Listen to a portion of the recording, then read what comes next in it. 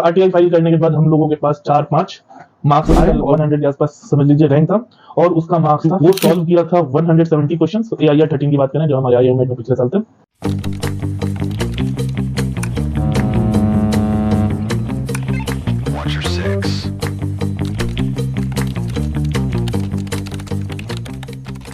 Hello everyone, हम professor Shoaib Ali और आप सभी का स्वागत है मेरे YouTube channel cell with Ali पे।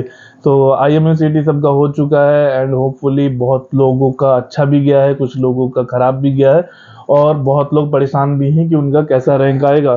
तो हम आज की वीडियो में बताएंगे कि लास्ट ईयर आईएमयूसीटी का कट ऑफ क्या था और कैसा था।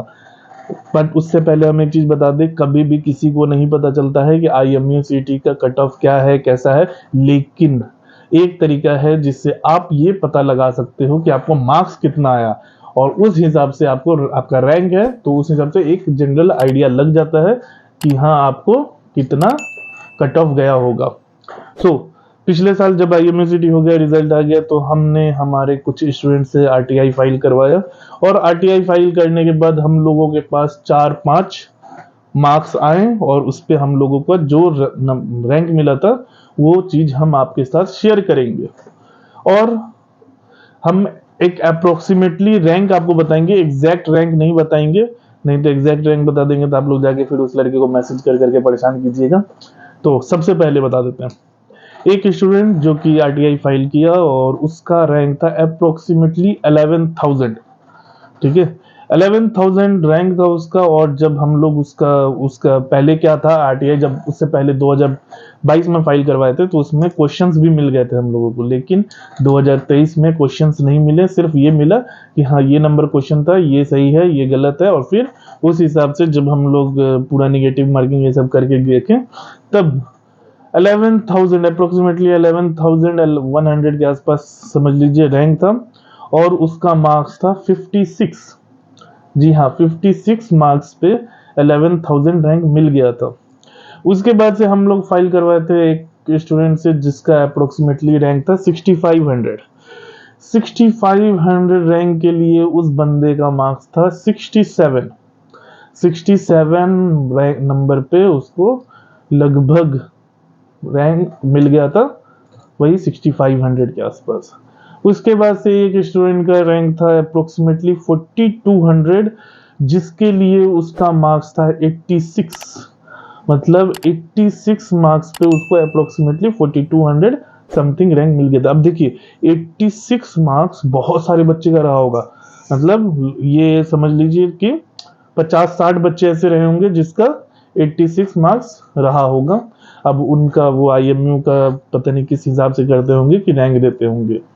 उसके बाद से एक रैंकर था अप्रोक्सीमेटली 3100।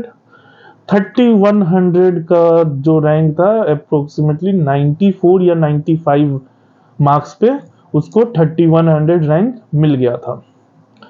उसके बाद से हम लोग आरटीआई फाइल करवाए थे, 1700 समथिंग रैंक था।